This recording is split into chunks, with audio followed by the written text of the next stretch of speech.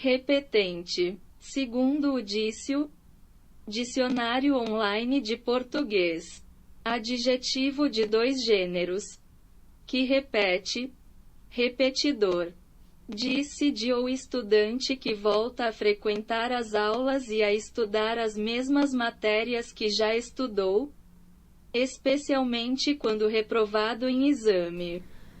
Li na Wikipédia que, para alguns pesquisadores, a repetência compromete o aprendizado do estudante para o resto da trajetória escolar. 1 minuto de silêncio para o Alex Bretas que existe em nós. Sim. Obrigada, Mol, e sua rede maravilhosa para ressignificar isso comigo. Então, nada melhor do que um Mol Papo com 2 repetentes. Eu sou a Fê Imperatrice e hoje a conversa é com Caê, ou melhor, para quem não sabe, com o Daniel Amgarten. Até o final do curso eu aprendo a pronunciar o seu sobrenome. Para todos vocês que já o conhecem, além dos melhores comentários no chat do Mol, ele é a voz e o violão do nosso hino. Bora escutar esse papo? Se jogar na rede é mó legal. Se não quiser também não faz mal. A comunidade é uma loucura, mas aqui também se acha cura. Vem cá, molecada, é mole, moleza no molejo do molos. Tá tudo beleza. Vem cá, molecada, é mole, moleza no molejo do molos. Tá tudo beleza. Antes de começar, não é todo mundo que está no mesmo molzinho que nem a gente, ou que já foi para imersão. E o carômetro é algo ali, né, estático. Eu queria que você se apresentasse brevemente, né? Eu amei um pouco, né, suas fotos e tudo mais, você não precisa falar delas. Mas como você se apresenta, assim, para as pessoas? Nossa, é difícil, né? É difícil porque eu acho que a forma com que a gente apresenta, às vezes, depende um pouco do contexto, né?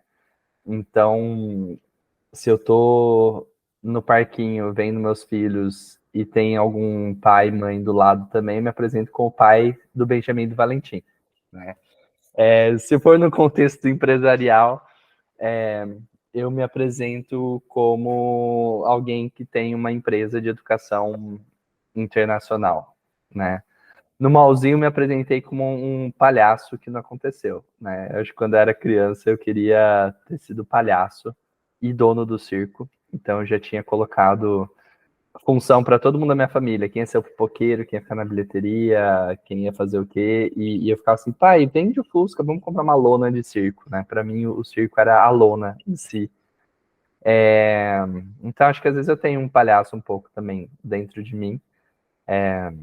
Mas, enfim, talvez a apresentação mais padrão é que eu sou um campineiro que mora em São Paulo, capital, já há 17 anos, que ama viajar, ama falar outras línguas, ama passar tempo com a família também. Como eu falei, eu tenho 2 meninos. Enfim, acho que esse sou eu. Eu sou um mestrando também agora. Eu estou fazendo um segundo mestrado na Finlândia, é um MBA em empreendedorismo educacional, foi o primeiro. Esse é em liderança educacional. E muito legal que o meu estudo vai ser muito alinhado em como que a gente aprende viajando. Tem a ver aí com a minha trajetória. E eu já vou perguntar sobre isso, até para entender mais esse negócio de empreender. Mas uma coisa que eu achei super legal, né, da gente se intitular Mal Repetente, eu até brinquei também na minha fala eu acho que é um dos únicos lugares que a gente tem orgulho de falar que a gente é repetente, porque é intencional e é uma coisa legal, e eu descobri que é tendência. O Paulo e várias outras pessoas também fizeram mais de uma vez.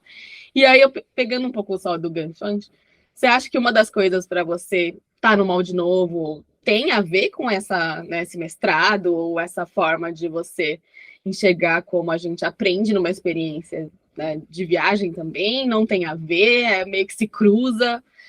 Coincidiu? Como é que foi isso, assim?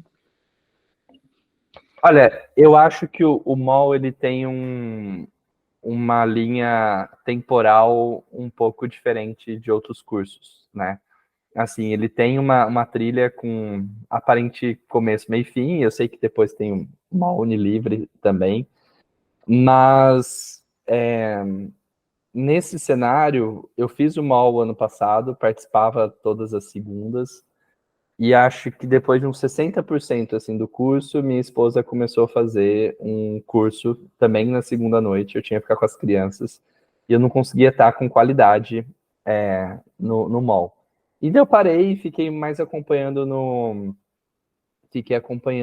WhatsApp. Eu não fiz minha entrega. Então, assim, eu senti que eu não terminei o curso, até perceber que eu não terminei porque simplesmente o curso não tem fim, né?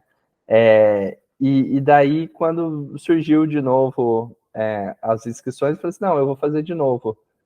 Mas eu acho que mesmo se eu tivesse efetivamente feito tudo e entregue no portal, eu ainda assim estaria fazendo de novo, porque assim, quem constrói o mal são as pessoas, né? Então, assim, se você está numa turma diferente, vai ser diferente. Ainda se você tivesse com a mesma turma, as pessoas também mudam, né? As pessoas de 2022 também são diferentes de 2023. Então, eu acho que sempre há uma inovação no programa. Então, eu fiquei pensando, refletindo isso, quando eu compartilhei com você lá também na imersão. Falei assim, eu sou um repetente, mas um repetente intencional, né? E é engraçado a gente ressignificar essa palavra repetente, né? Que geralmente, nossa, ele repetiu de ano, né? E eu acho que numa educação formal a gente poderia ter essa oportunidade de intencionalmente repetir as coisas que a gente gostou e que a gente quer aprofundar e que a gente quer ver de um outro ângulo, né? Mas não é assim que funciona, infelizmente.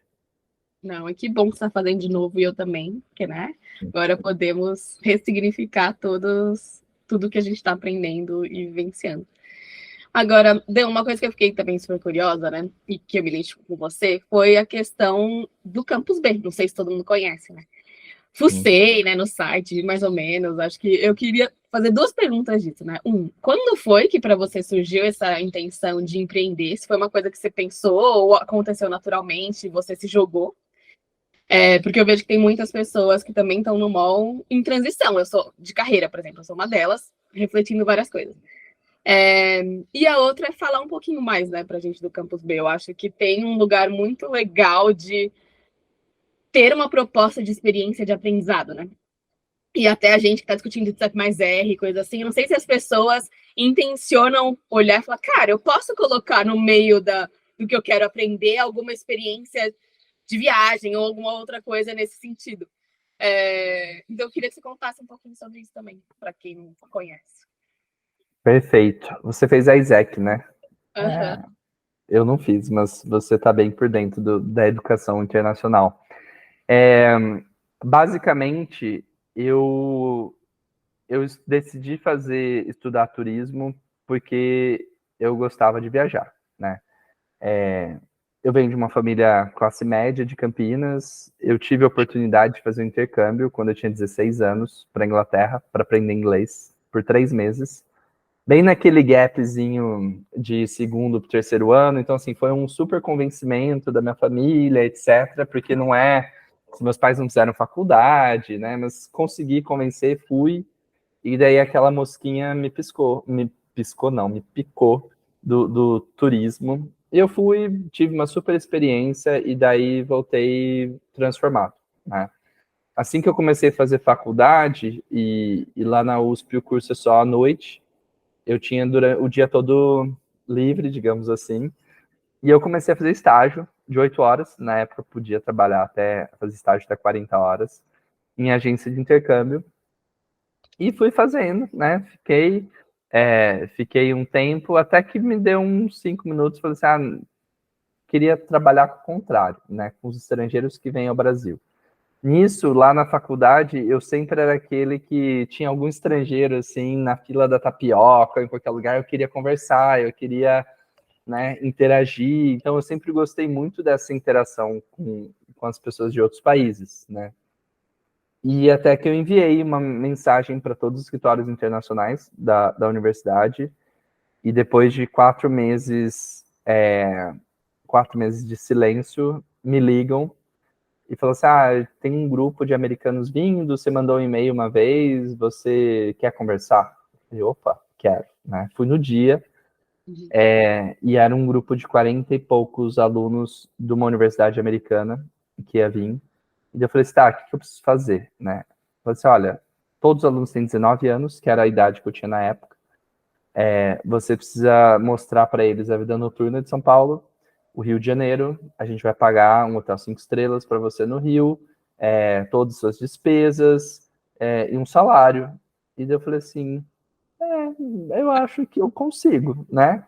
E daí, assim, para mim, eu fiquei esses 12 dias com os alunos, para mim não era trabalho, assim, eu quase teria pago para fazer isso, porque eu senti que eu era um deles, aprendendo junto, trocando culturas, experiências, e daí isso ficou na minha cabeça, né? Logo depois dessa experiência eu fui fazer um estágio fora do país, fiquei um ano fora, eu voltei e isso estava sempre comigo, né? Até que eu estava procurando algum lugar que trabalhasse com isso, com estrangeiros vindo, não achei, e daí eu falei assim, eu vou abrir minha empresa, então, para trabalhar no que eu quero trabalhar. Então, basicamente, se eu tivesse encontrado, e depois eu vi que existia alguma empresa que trabalhasse com isso e eu tivesse sido aceito, eu não teria empreendido, mas eu acho que a maior motivação era saber o que eu queria estar envolvido nesse ambiente de educação internacional, e foi meio que para suprir a minha necessidade de trabalhar com essa área que eu me joguei e fui empreender. Então, abri minha empresa com 22 anos. E a Campus B, né, falando um pouco o que a gente faz, né? Quando eu surgi, eu tinha uma sócia que ela também tinha a mesma ideia que eu de trabalhar com isso. Ela era minha veterana na faculdade. E a gente abriu muito pensando nos estrangeiros que vinham para cá para ficar a longa duração. Então a gente ia ajudar com hospedagem, com visto, porque você tem que ir lá na Polícia Federal, registrar, etc. E daí a gente viu depois de um tempo que isso não ia dar certo, porque os estudantes que vinham para longa duração já eram mais independentes, já falavam português, e falavam assim, para que eu vou pagar R$30 para alguém me levar lá na Polícia Federal e passar o dia todo comigo, se eu posso pegar 3 ônibus, fazer a baldeação e gastar R$2 na época, né? E daí, nesse meio tempo, os escritórios internacionais ainda falavam, olha, eu tenho um grupo de americanos vindo para tanto tempo. E eu percebi que esse, efetivamente, deveria ser o nosso mercado, porque quem vem aqui para ficar curta duração, e é o perfil dos alunos dos Estados Unidos, eles são muito mais dependentes da gente para tudo, né? Então, assim, pensando como modelo de negócios, faz muito mais sentido. Então, foi assim que a gente começou, e hoje a gente é especializado em trabalhar com grupos de universitários dos Estados Unidos para curta duração.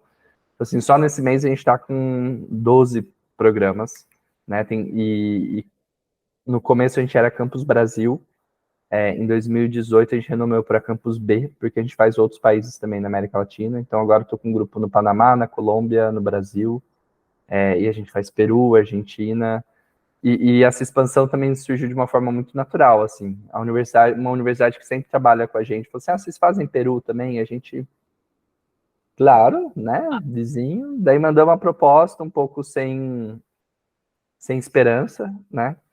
E daí aceitaram a nossa proposta. Eu disse, agora ferrou, agora vamos para o Peru e vamos organizar tudo lá. E foi um sucesso. Daí a gente chamou de Campus Peru. Então tinha Campus Brasil e Campus Peru. Daí começamos a dizer Campus Colômbia. Daí e cada um tinha um nome. E daí tinha grupo que era Brasil e Argentina. Falei, putz, e aí, é Campus Brasil ou Campus Argentina? Né? E até que em 2018, finalmente, a gente renomeou a empresa para Campus B. Que para quem não conhecia a gente, dava uma abertura de trabalhar além de Brasil, e para quem já conhecia Campus B, Campus Brasil, não mudava muito, né? Então, hoje a gente tem umas 15 pessoas, 14, 15, entre estagiário e pessoal de full-time. E a gente impacta aí, esse ano deve ser em torno de uns 1.800 alunos com programas virtuais também, presenciais. Então, durante a pandemia, a gente se reinventou para fazer projetos virtuais, interagindo alunos locais, alunos estrangeiros. E agora que as barreiras quebraram, né, a gente voltou a ter mobilidade e a gente está fazendo as duas coisas. Nossa, bem legal. E Dan, né, agora a América Latina toda. Vocês também trabalham com estudantes brasileiros viajando para fora? É uma intenção? Ainda não? Já fizeram alguma coisa mais menor? Como é que funciona isso? A gente trabalha, mas desde a pandemia a gente mudou um pouco a forma de trabalho. Então, assim, tem algumas universidades em São Paulo que a gente trabalha enviando grupos para fora, né? Então, INSPER, ESPM, a PUC, né? Você fez PUC. A PUC a gente rodou um programa por muito tempo, por quase 10 anos, para os alunos de Direito, chamado Direito Público Internacional. Para o INSPER a gente levou para a China, Vale do Silício. Então, assim, eu tive a oportunidade de ir também para a China 2 vezes com um grupo. E eu falo que é muito legal porque essa experiência de você estar no lugar, eu acho que ela maximiza o aprendizado, né? Então, assim, imagina que você é um aluno de Direito e tem uma aula de Direito Público Internacional lá em Perdizes, né? Se você tem essa mesma aula em Haia, na Holanda, e seguido com uma visita ao Tribunal de Haia, isso aconteceu, a gente viu um julgamento de um ex-ditador de Uganda lá no Tribunal de Haia, assim, qual você acha que você vai esquecer primeiro, né? Então, assim, aquela aula lá, monótona, teórica, dentro da sala de aula ou num tribunal internacional. Então, assim, essas experiências, elas fazem com que nossa memória fique mais ativa, né? Uma vez eu tive uma aula de storytelling e a pessoa falou assim, se eu perguntar para vocês se vocês lembram como foi o primeiro beijo de vocês, né? Provavelmente todo mundo tem na memória como que foi, o que aconteceu. Assim, se eu perguntar como que foi o 17º beijo de vocês, né? E obviamente você não lembra, né? Então, assim, como que uma experiência marcante pode ajudar você também ter a vivência, assim, a memória ficar mais viva para aquilo, né? Não, Então, não é nem pode só falar, desculpa. Não, achei super interessante esse lugar da experiência também de despertar curiosidade, né?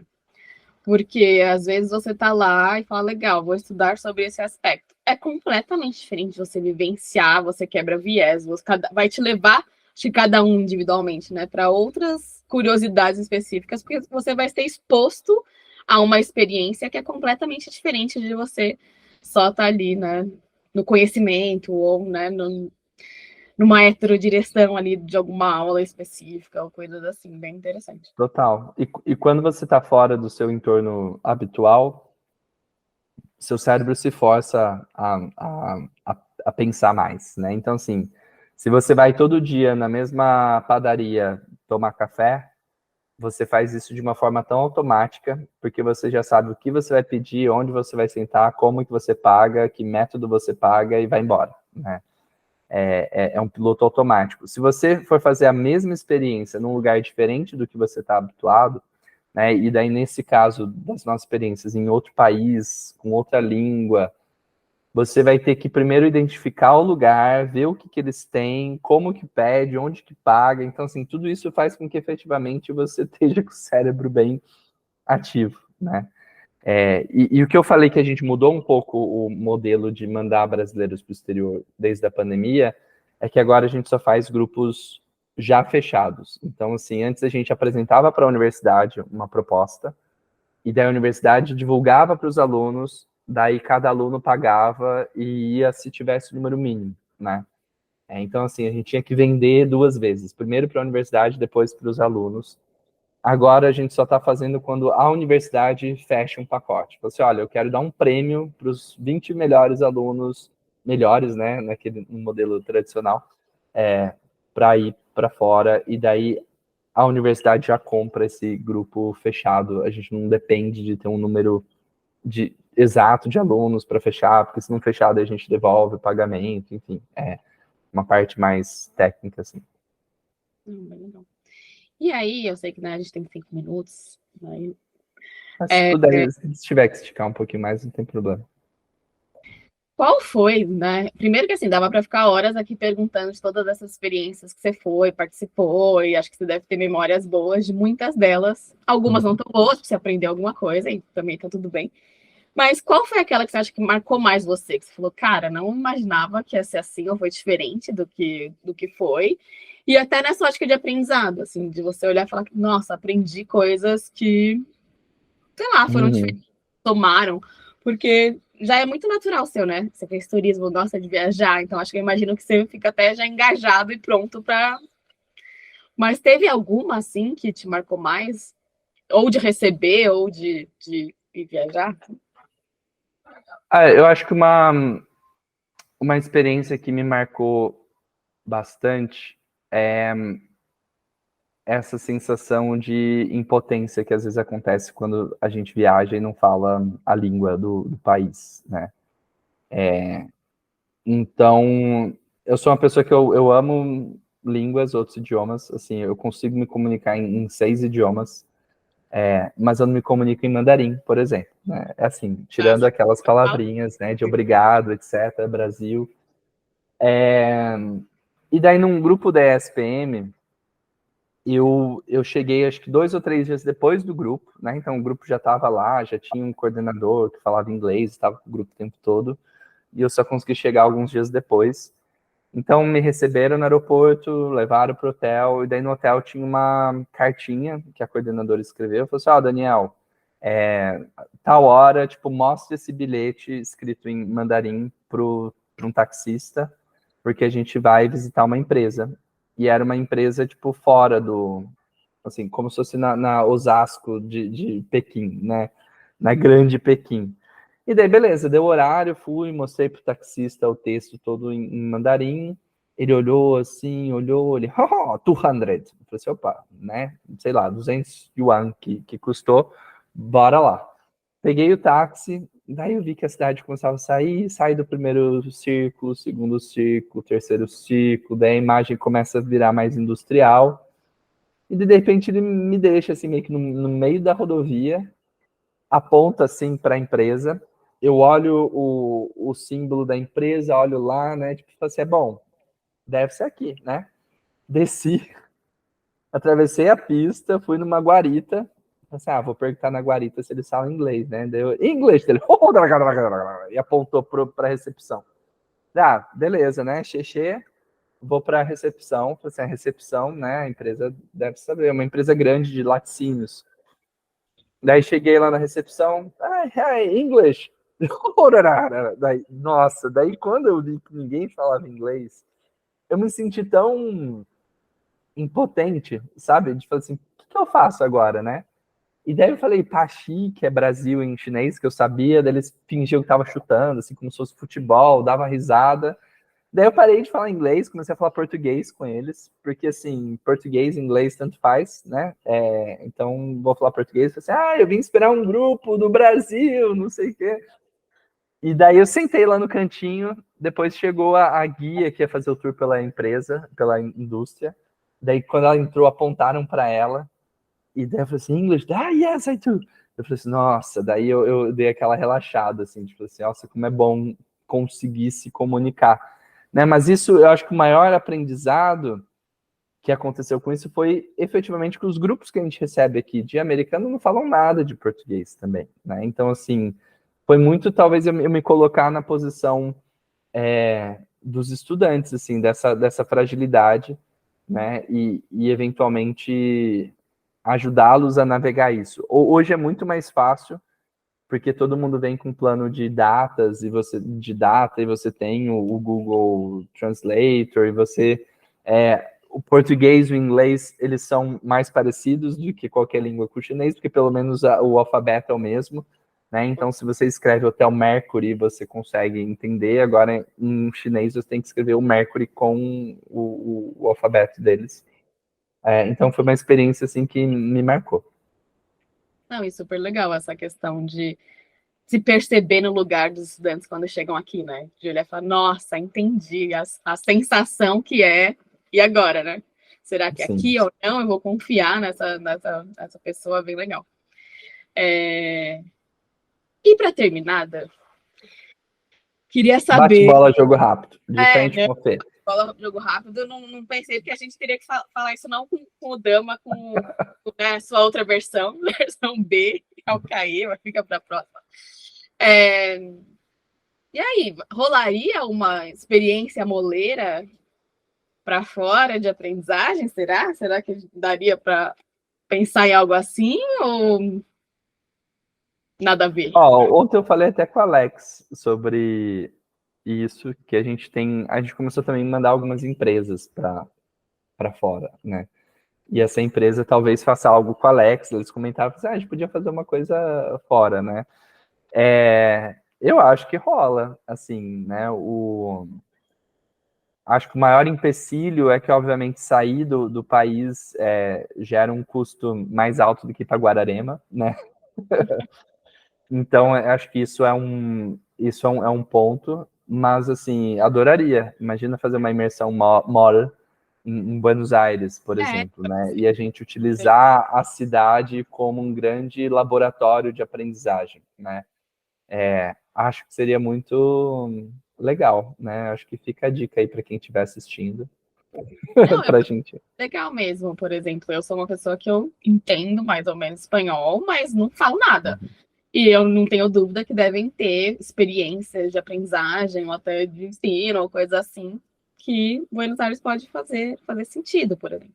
De repente, a gente abre intenções ali, vê se quem mais toparia e faz um pilotinho, alguma coisa assim, mas bem legal, acho que, né, invejo aí você conseguir ter essa dedicação e esse achado, eu acho, né, de olhar e falar, cara, é o que eu gosto de fazer, vou aqui, então, propor algo que eu não consegui achar quem está fazendo, e lidar, acho que de uma forma até, eu imagino que deve ter vários aprendizados, imagino que deve ter sido super difícil, né, pandemia, como reinventar e coisas assim, e você traz de uma forma natural, né, como se fosse, não, adaptamos, tranquilo.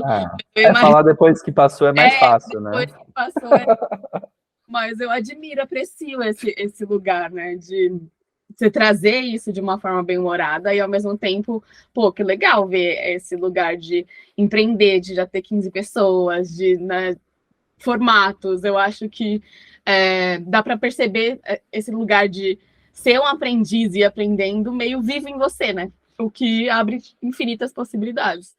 Então, super obrigada por compartilhar aqui.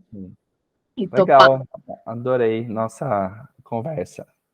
E para não acabar esse papo tão bonito assim do nada, eu vou deixar um trechinho gravado da música que o Dan tocou no Saramol, a imersão, que ele fez pro filho Benjamin, para dar aquele gostinho para todo mundo que foi, relembrar da imersão, e para quem não foi, ficar com aquela vontade de participar da próxima.